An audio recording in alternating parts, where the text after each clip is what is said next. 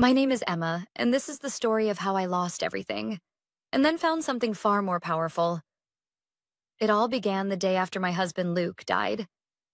I stood on our front porch, numb from grief, with my overnight bag in one hand and a bouquet of wilted flowers from the hospital in the other. My eyes were puffy from crying, my hair a mess from sleeping in the hospital chair for 2 nights straight. Luke had fought for hours in the emergency room after a sudden heart attack. He was only 36. I reached into my bag for the house key. My fingers trembled as I slipped it into the lock, but it didn't turn. I frowned, tried again. Nothing. I took a deep breath, wiped my hand on my jeans, and tried the spare key. Still nothing. My heart started to pound, and not from grief this time. I knew this lock. I'd used it every day for 4 years, and now it was like I didn't live here anymore. That's when I noticed something strange. Through the living room window, I saw boxes. Cardboard boxes, a suitcase, a set of pink velvet cushions that weren't mine. I pressed my face to the glass to get a better look, and then I saw them. Karen, Luke's mother, was inside. So was Luke's sister, Stephanie. They were unpacking boxes like they were moving in, laughing, drinking tea from my favorite mugs. My head spun. I knocked. No answer. I knocked louder. Finally, the door opened, and there stood Karen, arms folded across her chest, lips curled into a satisfied smile.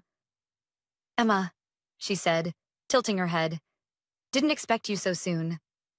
"What's going on?" I asked, stepping forward. "Why can't I open the door? Why are you here?" Karen didn't move. Instead, she leaned her shoulder against the doorframe, like this was all some minor inconvenience. "Because you don't live here anymore," she said plainly.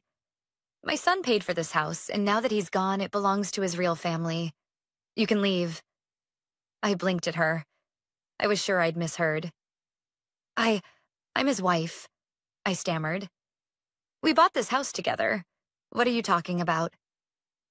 Karen scoffed. "Oh, please. You married him with no prenup, no job, no children. You contributed nothing. Luke paid the mortgage.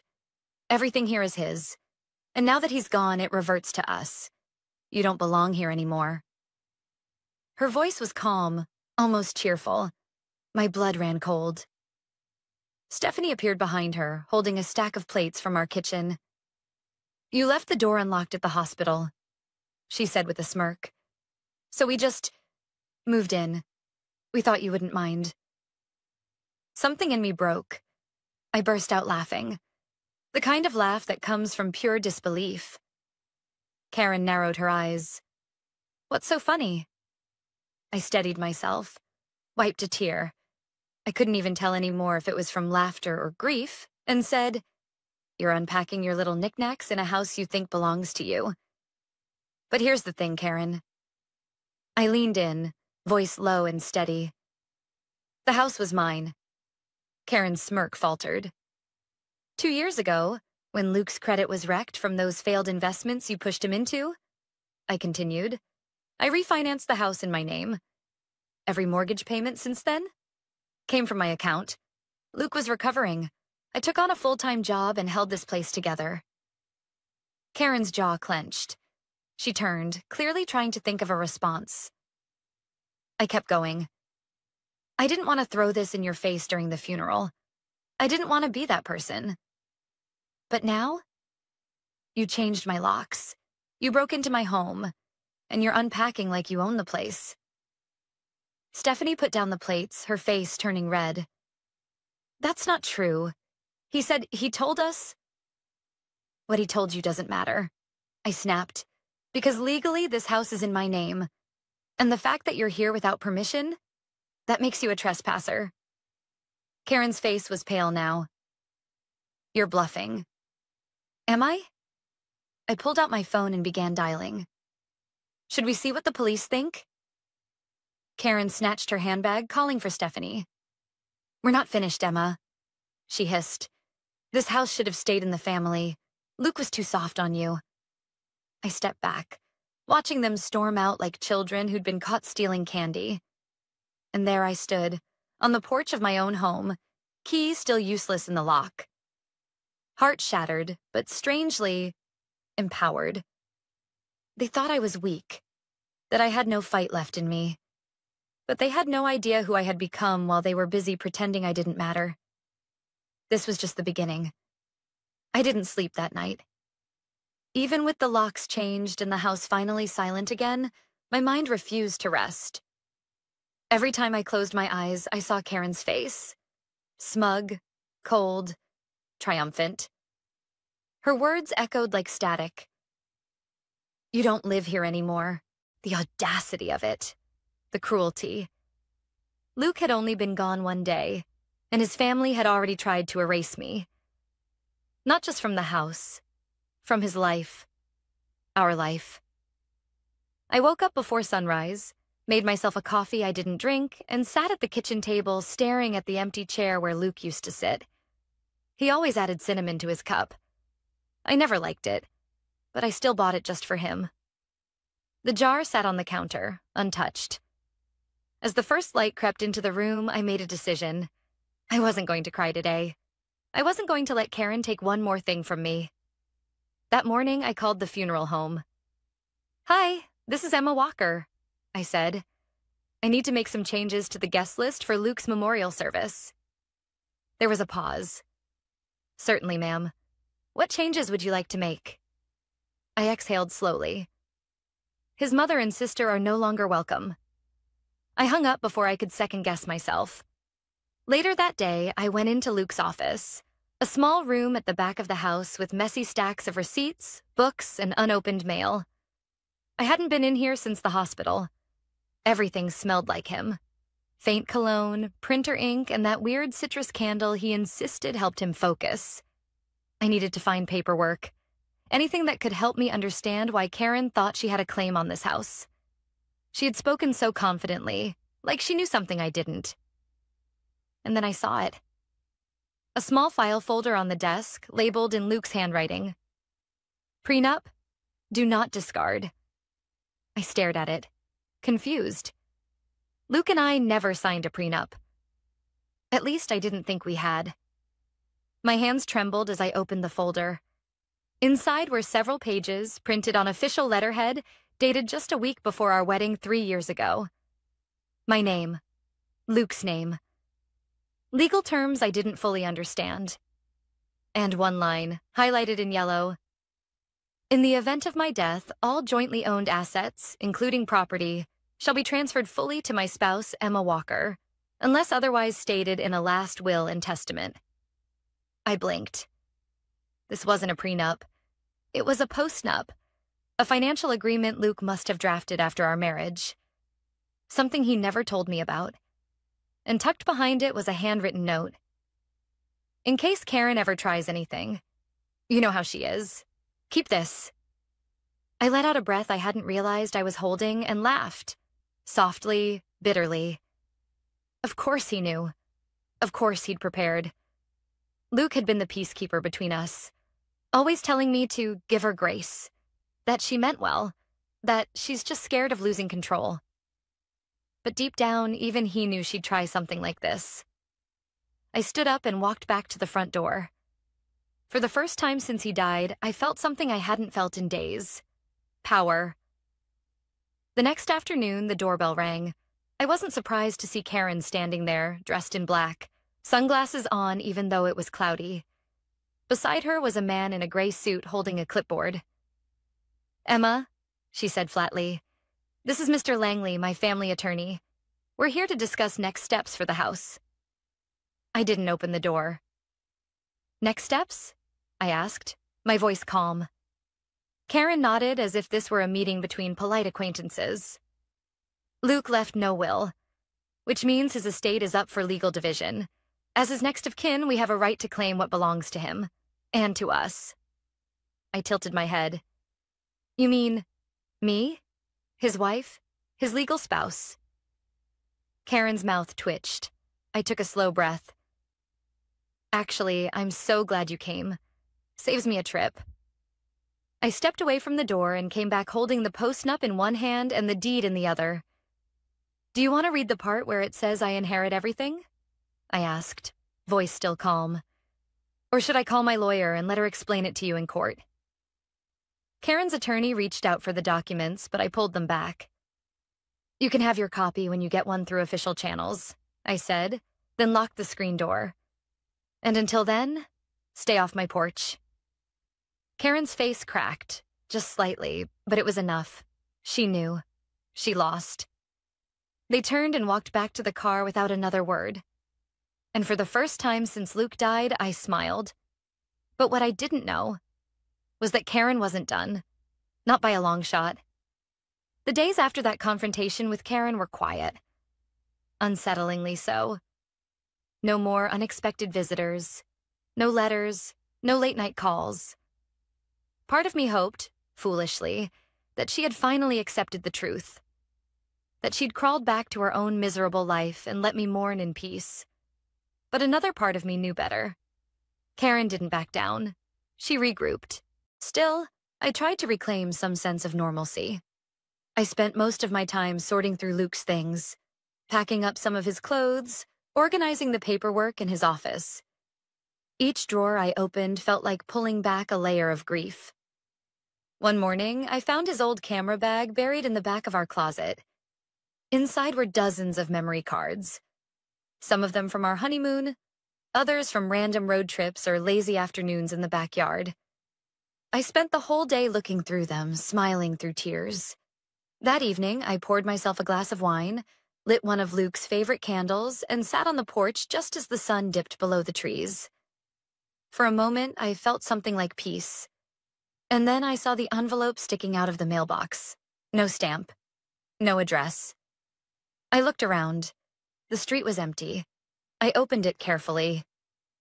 To whom it may concern, we are writing to inform you that a formal petition has been filed with the County Probate Court by Karen Blake, mother of the late Luke Walker, challenging the legitimacy of the property transfer between Mr. and Mrs. Walker.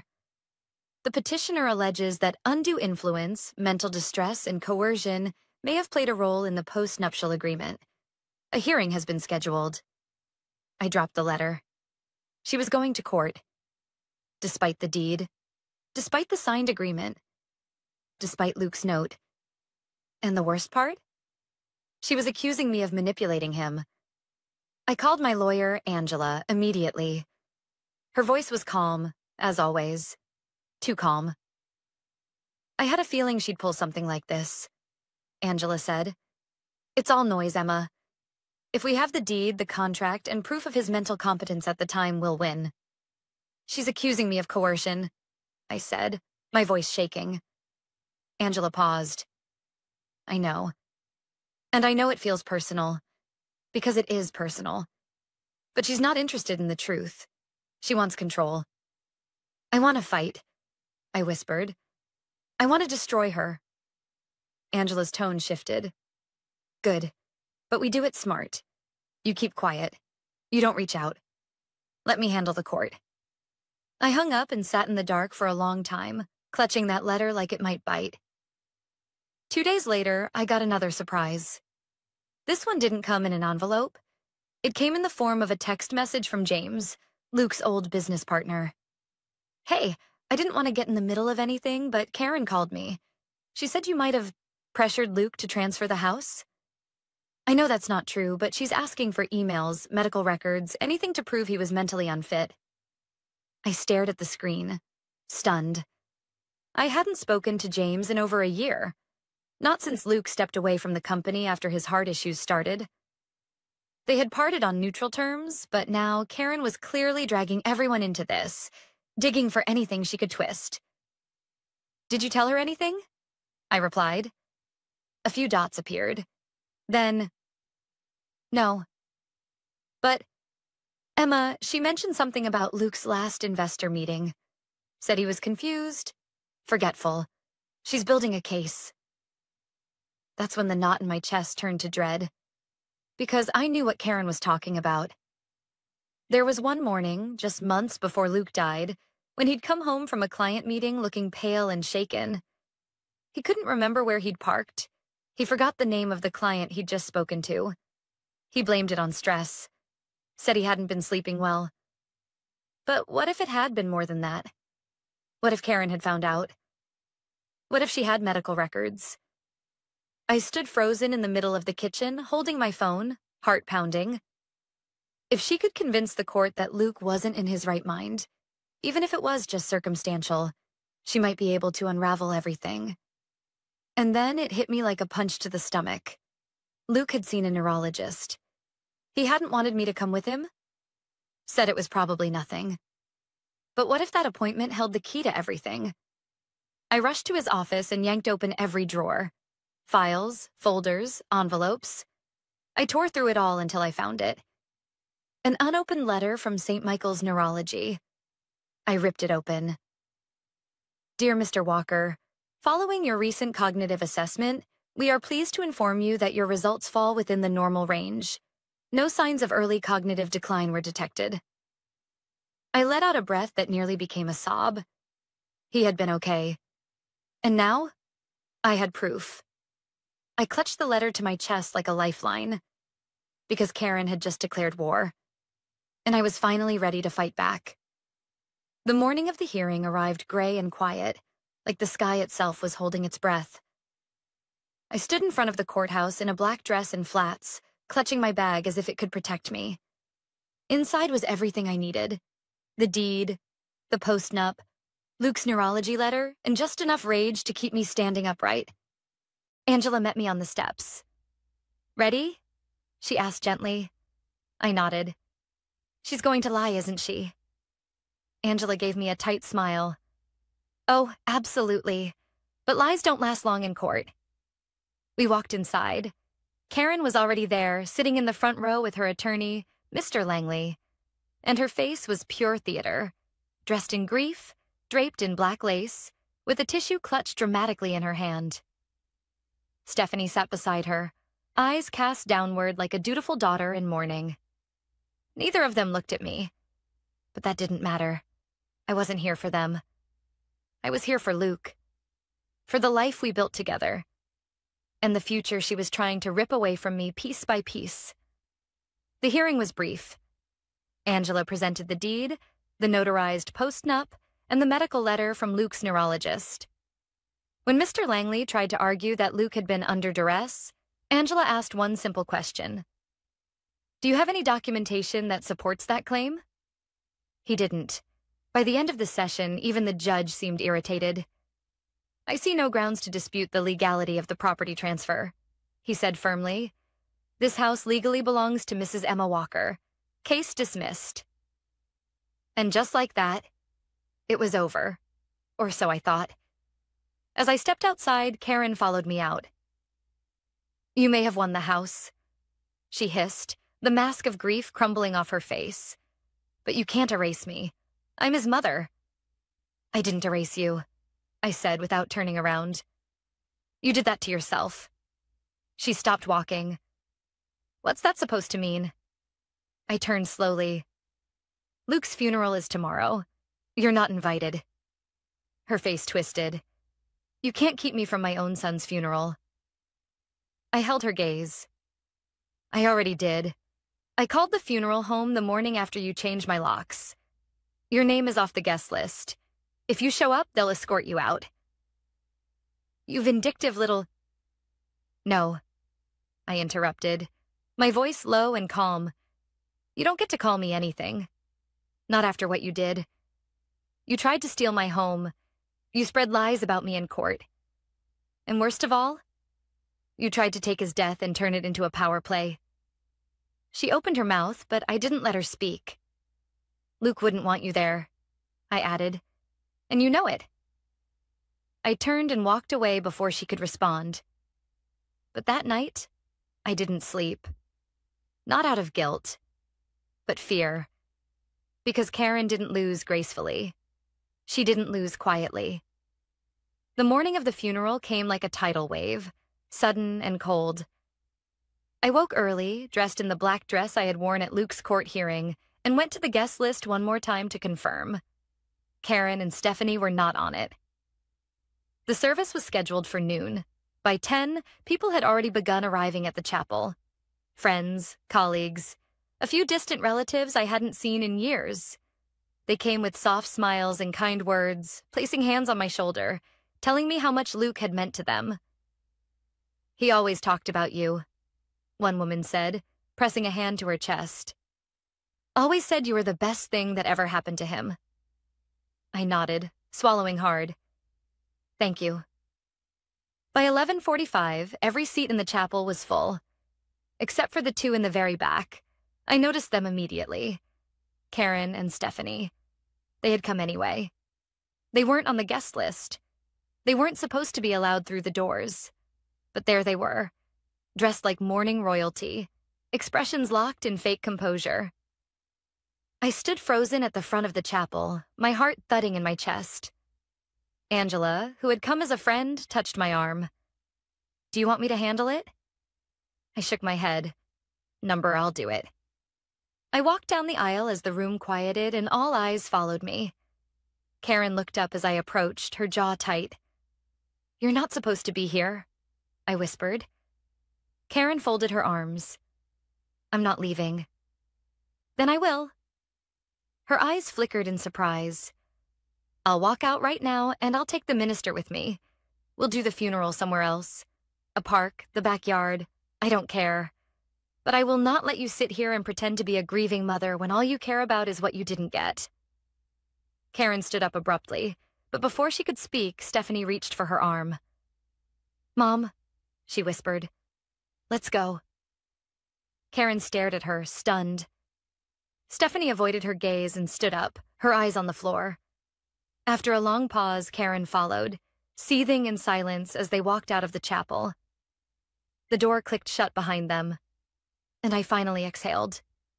The minister began to speak, and I said goodbye to the man I loved, surrounded by people who actually knew what love was. The day after the funeral, the house was still. Not peaceful, just eerily quiet, like the walls were waiting for something to happen. I sat on the edge of the bed, still in black, staring at the empty spot next to me where Luke used to sleep. The scent of him still lingered faintly on the pillow. It felt like he might walk in any minute with coffee in hand, humming that off-key song he always made up when he thought I wasn't listening.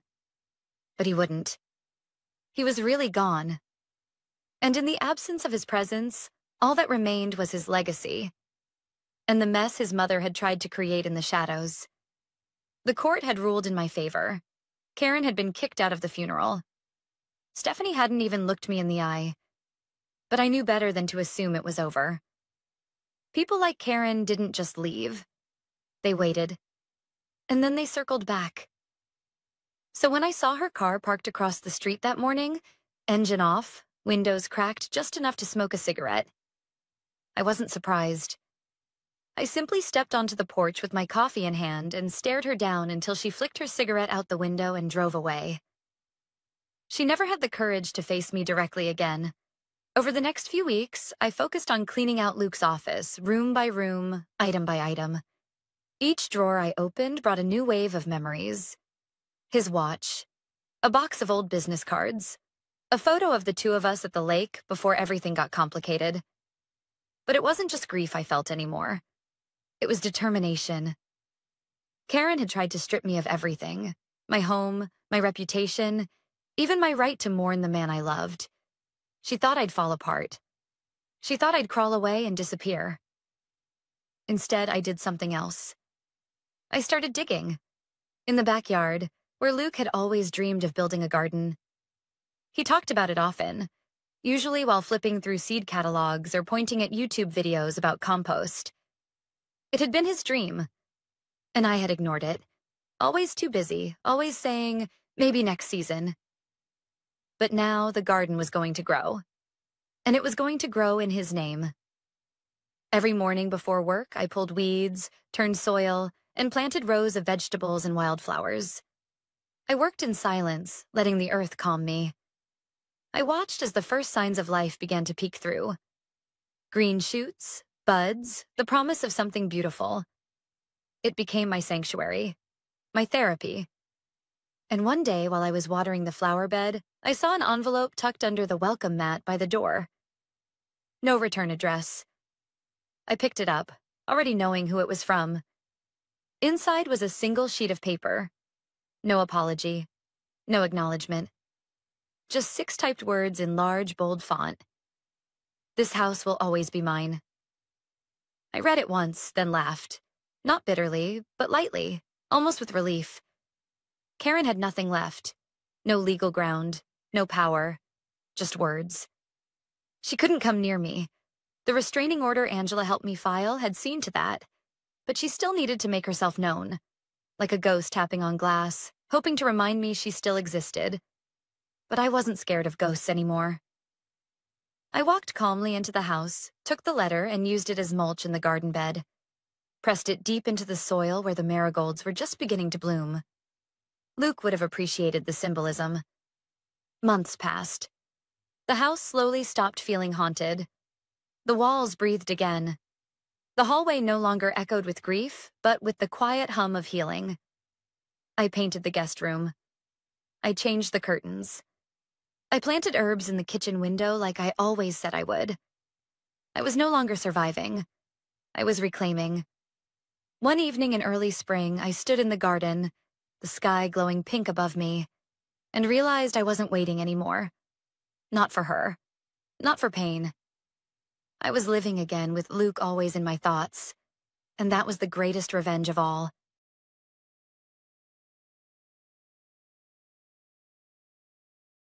After I won $690K in the lottery, my parents wanted to take the money away to give it to my adored sister. Running my future, of course I refused, and they kicked me out, thinking I'd come crawling back. But karma has reached them. Full story plus UPD. I never asked to be born. Hell, my parents never asked for me either. The way my mom tells it, she was young and stupid, head over heels for some guy who couldn't keep it in his pants. Next thing you know, boom, baby on the way. That baby was me, Sophia, the mistake. Mom wanted to get rid of me, but both sets of grandparents found out and shut that down real quick. Back then you didn't raise kids alone, so mom and dad got hitched, and I came along kicking and screaming 9 months later. Dad never let me forget how I'd ruined his life. There goes my youth, he'd mutter every time he looked at me. To him, I wasn't a daughter, I was a ball and chain dragging him down from the life he thought he deserved. For 10 years it was just the 3 of us in that little house, me, tiptoeing around trying not to piss off dad, mom, cooking and cleaning like her life depended on it. And dad, coming home from work with a scowl that only deepened when he saw me. Then came the miracle, my little sister, Olivia, the golden child, the one they actually wanted. And me, I was shoved even further into the background. Sophia, watch your sister. Sophia, be quiet. Olivia's sleeping. Sophia, why can't you be more like Olivia? It was Olivia this, Olivia that. She got new clothes, I got hand-me-downs. She got praise, I got scolded. She got love, I got used to disappointment.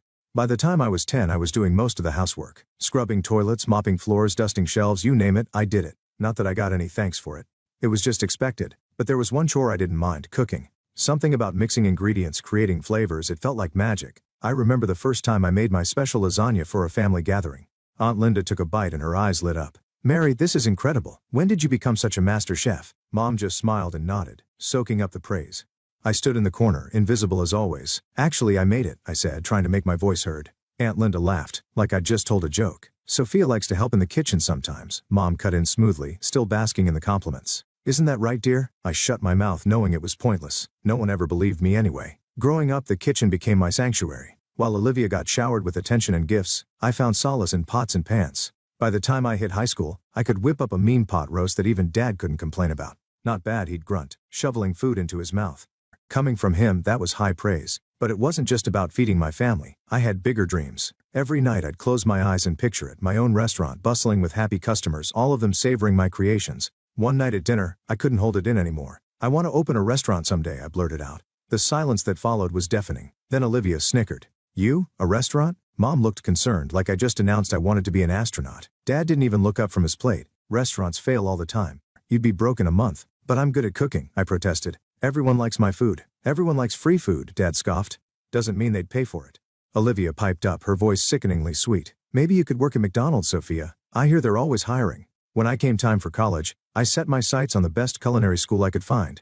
To my shock, Dad agreed to pay for it. This is your inheritance, he said gruffly. Don't expect anything else. The house, the savings, that's all going to Olivia. I should have been hurt, but honestly, I was too excited about culinary school to care. This was my chance to prove myself, to learn from real chefs and hone my skills. College was a whirlwind of chopping, sautéing, and baking. For the first time in my life, I felt like I belonged somewhere. My classmates actually appreciated my cooking, and my instructors praised my creativity. But reality came crashing back when I graduated. With no money for my own place, I had to move back home. The contrast between my college life and my family's indifference was stark. "So, you're a chef now?" Olivia smirked over dinner. "Does that mean you'll be doing all the cooking from now on?" Mom jumped in before I could respond. "That's a wonderful idea. Sophia can cook, and you can focus on your studies, dear." And just like that, I was back to being the family maid. But this time, with a culinary degree gathering dust on my shelf, I managed to land a job as an assistant chef at a local restaurant. The pay was lousy, but it was a foot in the door. Every night I'd come home exhausted, only to face a mountain of dishes and laundry. "This is your rent," Mom would say, handing me a list of chores. "You're not a child anymore. You need to contribute." But I didn't let it break me. Every spare moment, I was planning, dreaming, scheming. I knew that someday, somehow, I'd have my own restaurant. And when that day came, I'd show them all what Sophia was really capable of. 2 years crawled by, each day a carbon copy of the last. I cooked, I cleaned, I worked my ass off at the restaurant, and I watched as Olivia continued to be showered with everything I'd ever wanted. The day Olivia started high school, Dad came home with a shit-eating grin on his face. "Olivia, honey," he called out, "come see what I got you." We all trooped outside. There, sitting in our driveway like some kind of shiny insult, was a brand new car. A fucking car. "But I can't even drive yet," Olivia said, her eyes wide. Dad laughed, tossing her the keys. "You will soon enough. My girl deserves the best right from the start." I bit my tongue so hard I tasted blood. When I turned 16, I got a second-hand bike. And even that was only because I needed it to get to my part-time job. It didn't stop there. Every week, there was something new for precious Olivia. The latest iPhone, a MacBook Pro, designer clothes. They even renovated her bedroom, turning it into something that looked like it belonged in a luxury hotel. Meanwhile, I was still in my old room. The same faded wallpaper, the same creaky bed I'd had since I was 10. But hey, at least the spiders kept me company, right? I started thinking about moving out. Maybe I could find a roommate, split the rent on some tiny apartment. Anything would be better than this constant reminder of how little I mattered. But then came Christmas. I'd been saving up, determined to get everyone nice gifts for once. Show them I wasn't the failure they thought I was. I ended up buying lottery tickets for everyone, not the cheap scratch-offs but tickets for the big jackpot. Christmas morning came and I handed out the envelopes, trying not to look too eager. Mom opened hers first. Her face fell. "Oh, lottery tickets." Dad snorted. "What is this, a gas station gift?" Olivia didn't even bother opening hers. She just rolled her eyes. "Gee, thanks, Sophia, real thoughtful." "Well," Mom said, her voice sickly sweet, "I guess since Sophia didn't really get us anything, she won't be expecting any gifts either. That seems fair, doesn't it?" I felt a lump foaming in my throat. Without a word, I snatched the lottery tickets from Dad's hand. "You know what? I'll take them." "Merry bloody Christmas," I stormed out, ignoring their shocked faces. Screw their family dinner. I texted my coworker Jen. "Hey, you still at the restaurant? Mind some company?" An hour later, I was sitting at the bar of the closed restaurant, nursing a glass of cheap champagne with Jen. As the night wore on, Jen and I traded stories about horrible families and crushed dreams.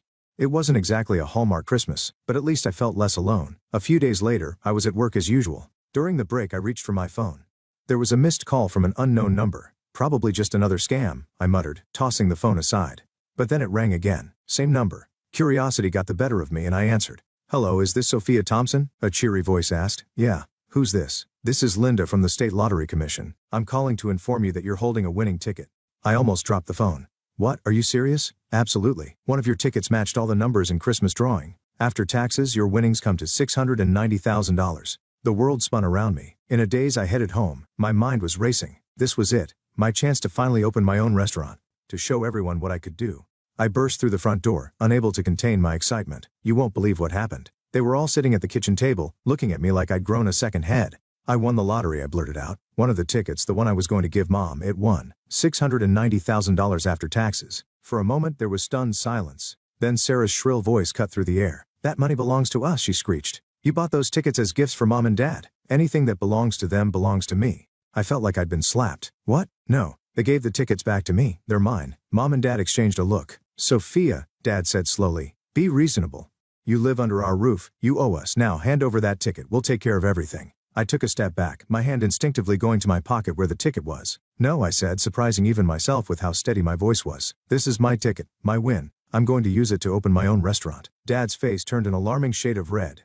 "Now you listen here, young lady." "No, you listen," I shouted, years of pent-up frustration pouring out.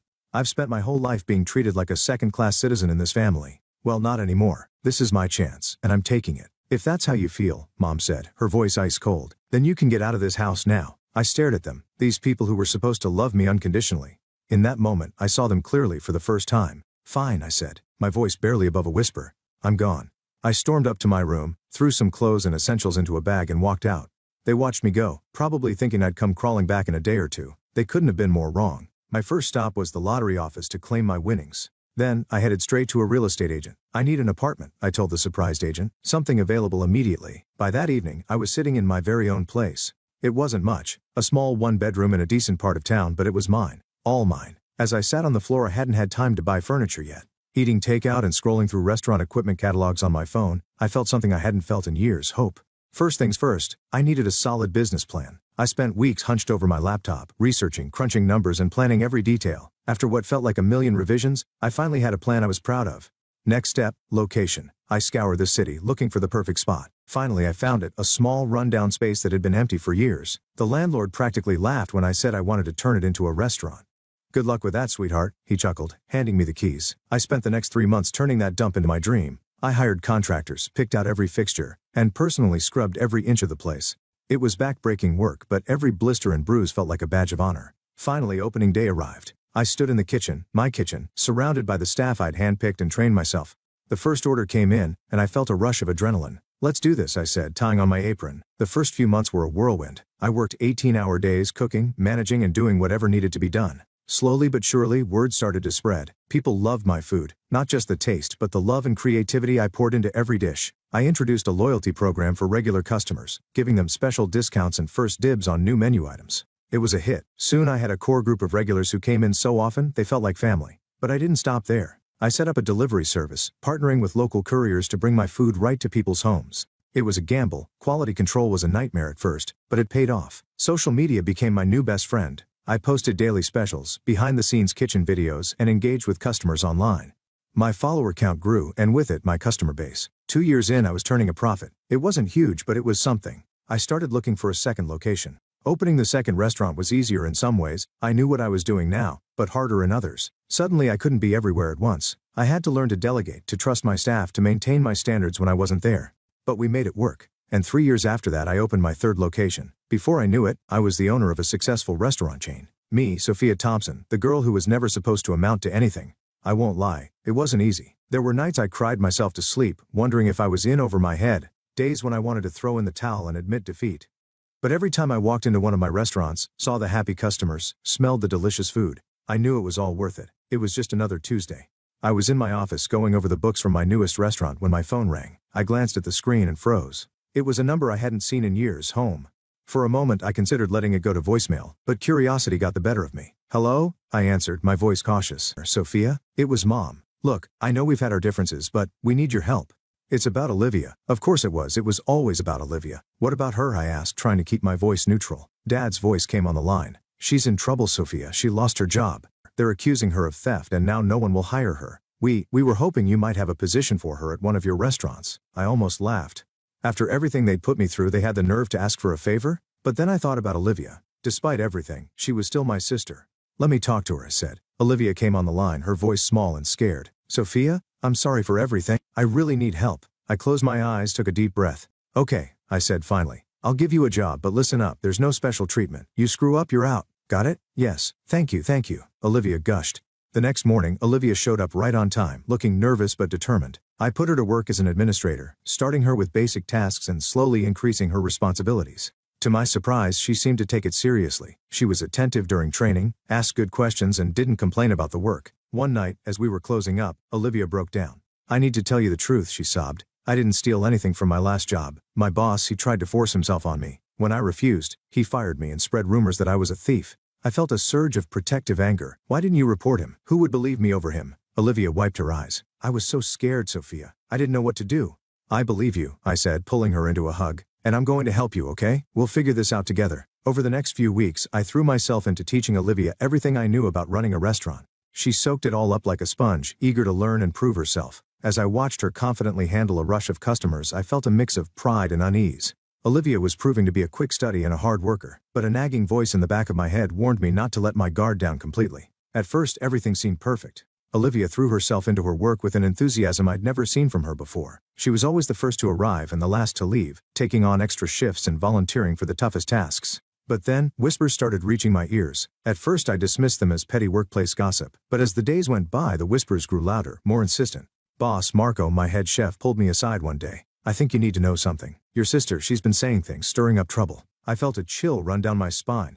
What kind of things? Marco looked uncomfortable. She's been telling people that we're underpaid, that you're hoarding all the profits for yourself. She's even suggested we should go on strike. I couldn't believe what I was hearing. That's ridiculous. You all know how tight our margins are. I've always been transparent about the finances. We know, boss, Marco assured me. None of us are buying it, but there's more. He went on to tell me how Sarah had been claiming that the restaurant rightfully belonged to her, that I had somehow cheated her out of her share of the family money. I felt like I'd been punched in the gut. After everything we'd been through, after I'd given her a second chance, this is how she repaid me? I confronted Olivia that evening, my hands shaking with anger and disappointment. What the hell do you think you're doing? I demanded. Olivia's face was a mask of innocence. What are you talking about, sis? I laid out everything I'd heard.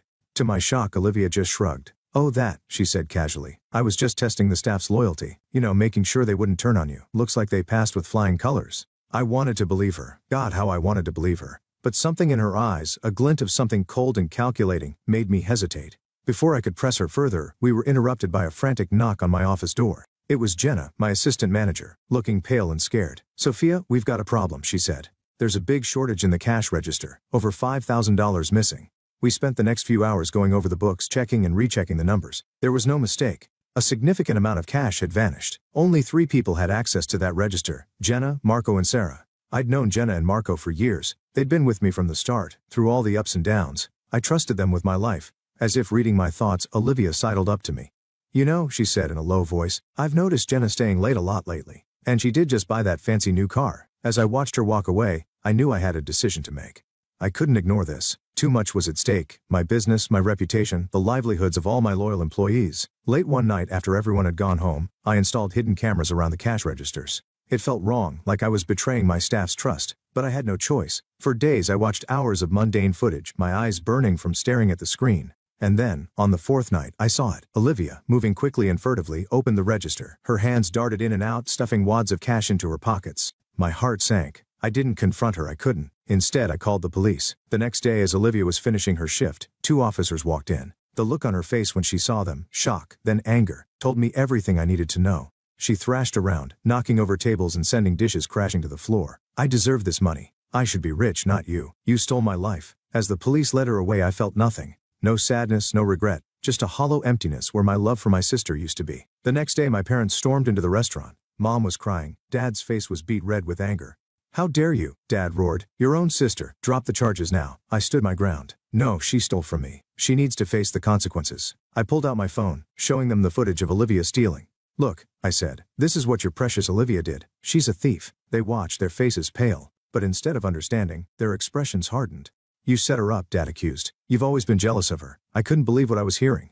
Jealous? Are you kidding me? You gave me scraps and expected me to be grateful. Well, I'm done. Olivia made her choices. Now she has to live with them. They ranted and raped, alternating between threats and pleas. But I stood firm. Get out, I finally said.